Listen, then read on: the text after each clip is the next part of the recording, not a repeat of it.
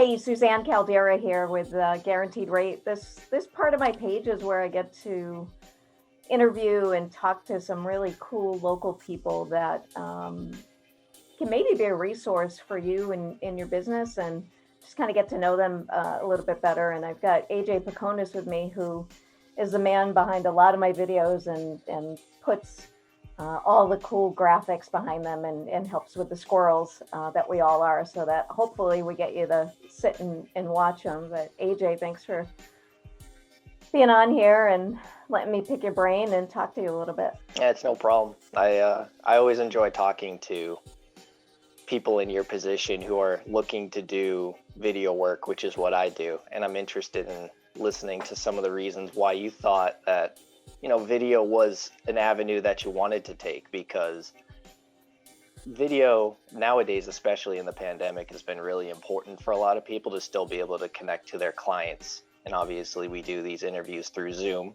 So, being able to take the videos and then being able to repurpose them has been really important for a lot of people that I've noticed. When you bring that out and say why the videos, I kind of had this vision of having a way, like, where, especially on the mortgage process, like having a spot where people can get a lot of their questions answered, or for the positivity stuff, like meet people that I've had like amazing conversations with, or I've followed on YouTube or on LinkedIn, and I'm like, man, this person's so cool. I would love to talk to them, and it's just part of my curiosity. So that's been my thing. And then getting a chance to meet you and see like how talented you are, and where I can just send you a video and you're like, oh, this little thing should go there, or that should go there. Like, I want to throw this back to you and be like, how did you get into this? Like, how did you know, like, I want to do this? Because there's so many ways you probably could have gone with doing video, right? Yeah, and it goes all the way back to, I don't know, 6th or 7th grade, when, I don't know if you had this, but when I went to school, we did a weekly news kind of segment that we would show the entire school, and I was the anchor of that. So I've always been interested in the television world, actually, in general. So then I went to a vocational school where I did a lot of the video stuff for 4 years. And then I went to college and, kept growing my knowledge, and just knew that this was what I wanted to do, because it's such a cool field to be able to say, yeah, what do I do for a living? I'm a video producer, I'm a videographer, I'm a video editor, I work in television and all this kind of stuff. So I was able to dab into a little bit of each part of the, I guess you could say, video production world, right? So there's television. I worked at a news station when I lived in San Diego, and that was a nightmare. Underpaid, overworked, classic bureaucracy nonsense that you had to deal with, right?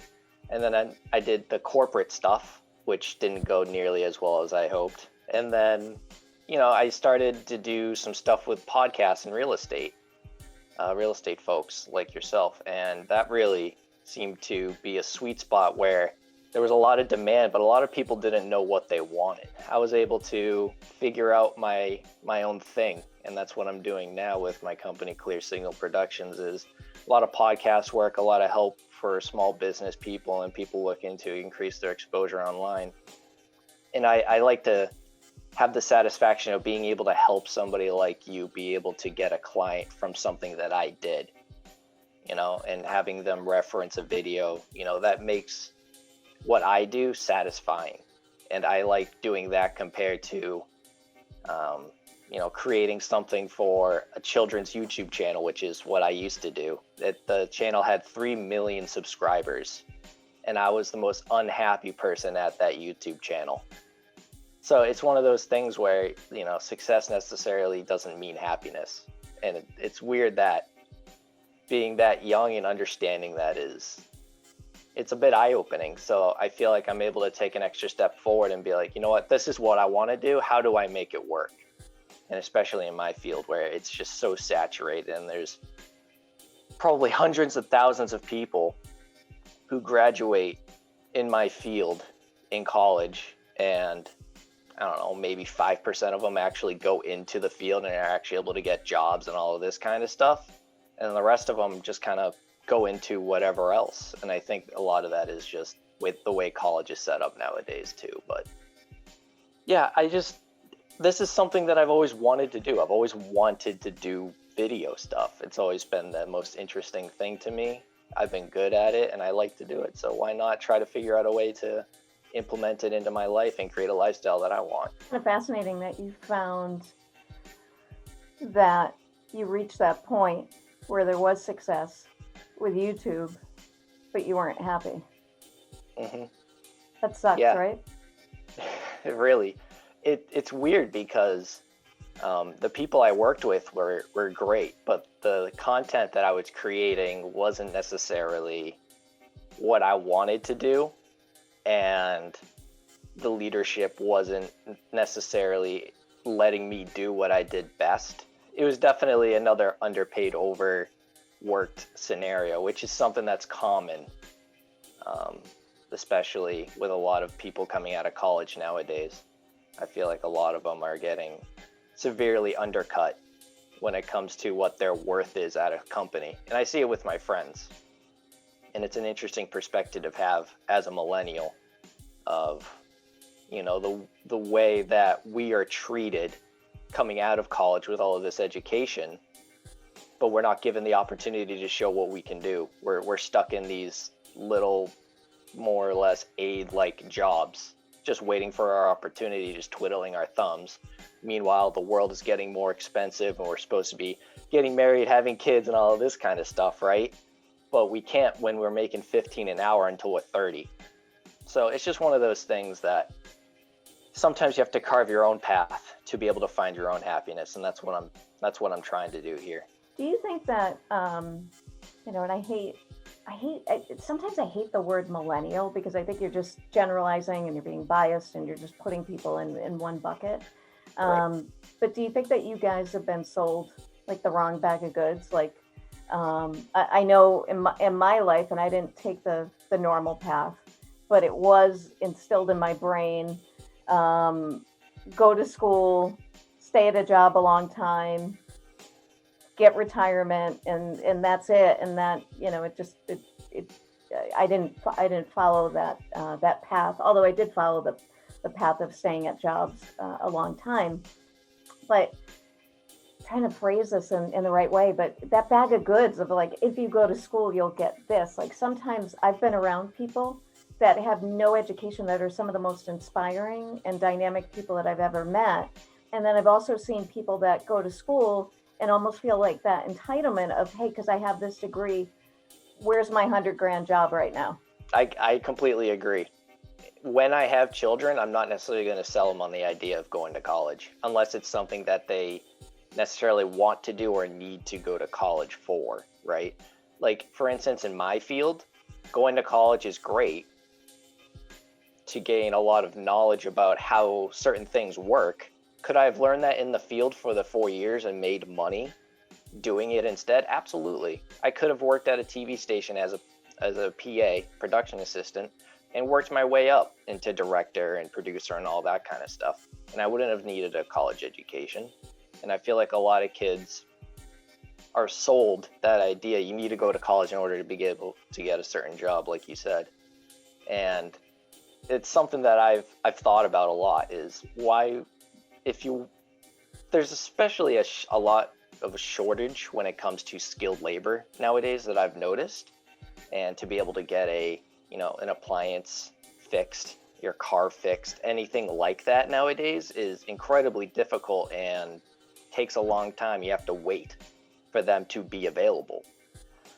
So I think the world needs more of those kinds of jobs and the skill sets to be able to balance it all out when you have all of these math and English majors coming out of college and they don't even know what to do and they're just working at Target. You know, how is that benefiting them by getting $50,000 in debt and then paying them 15 an hour? I just don't see how it's beneficial. You have an entrepreneurial brain, and you figured out how to go in that path instead of saying like, okay, I'll stay at this job and just kind of suck it up. What got you involved with people in my profession, real estate mortgage people? So when I was in San Diego, I worked for a company called the Real Estate Radio Network, and that's actually where I met Emilio. Okay. I started doing his radio shows 5 years ago, or something like 5 years ago, when I was out in San Diego. And I had a bunch of clients that were doing radio shows, and what we would do is we would market to realtors and mortgage professionals and anybody in the field interested in having a radio show, getting them on air, teaching them how to shoot so that they could send me the footage, and then I cut it up and pretty much do what I do now. So that's where I got that experience and that taste of, hey, this could be something that could work. But unfortunately, the circumstances in that place fell apart very quickly. The company went under. The boss actually ended up committing suicide later on. So that's something that weighs heavy on my mind often, is the fact that I worked for this guy for 2 years, got to know him, got to know his kids, his wife, and all of a sudden, before I know it, he's divorced and now he's gone. And he was somebody that I really looked up to because he had all of the success and he really believed in me. And it was like the first time that I had somebody in this field actually be like, you know what, I'm going to trust your opinion on this. And that gave me such a great feeling in the heart. That's where it hits you. So, and my other jobs just never gave me that feeling. So I was like, you know what, I got to find it myself. Yeah, it's different when it's job and vocation are two separate things. It's different when it's your vocation, when it's your passion. I love how you said that, and I'm sorry about the loss. That must have been so terrible. But when you said how he believed in you, I've been attempting to get my former boss, who believed in me when I was just, and you'll have to bleep this out, or now you can keep it.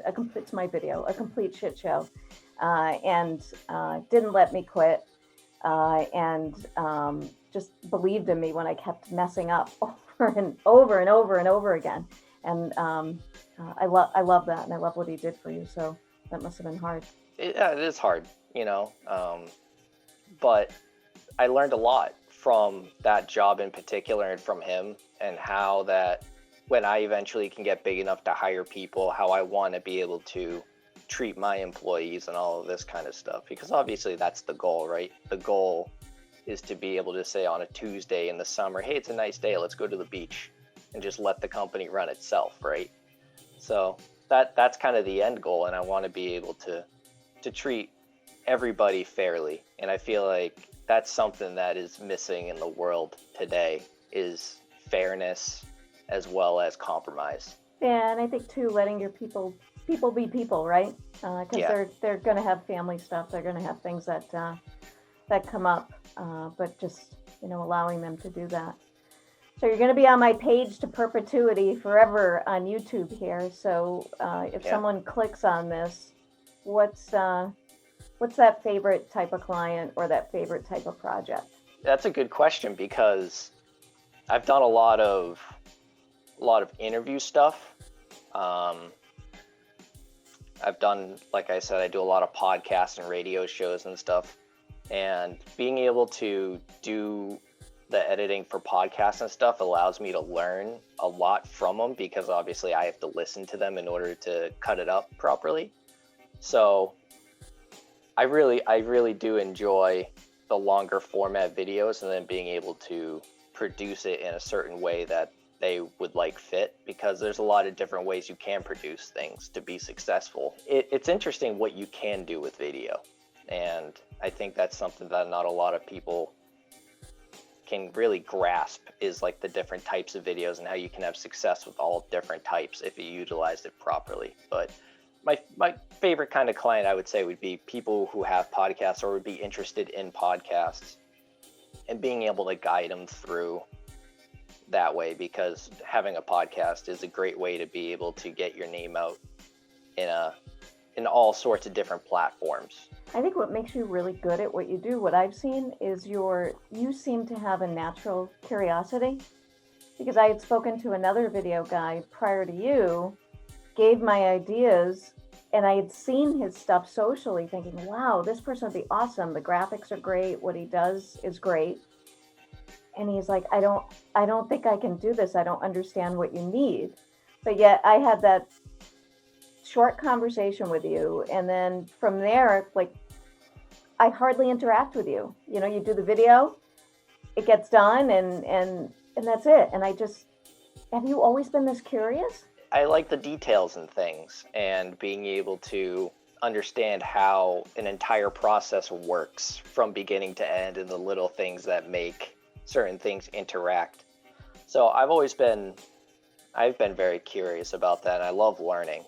So that was one thing. It's funny, I like learning, but I hate the thought of school and having to go back to school or anything like that. What you actually need to learn, they don't teach you, and you have to learn the hard way, which is what I've also done, unfortunately, by going out on my own, is learning a lot of what is it actually like to be an entrepreneur, and trying to, you know, become successful by yourself, and not necessarily having to rely on a company, and getting in and working your way up the corporate ladder and that kind of thing. Yeah, I think you and I are very similar in that. I was terrible in school, and then, you know, get into this industry and absolutely love it. And if I'm immersing myself in my industry and learning and spend a few hours doing that, it's great. But if it's the thought of having to go back and sit behind a desk would probably not be a good thing. Well, I'm glad we got to pick your brain and get to know you a little better. Besides our little interactions when you're doing your editing and stuff. And I hope people reach out to you, because you've got so much talent. So thank you for letting me have a little chat with you.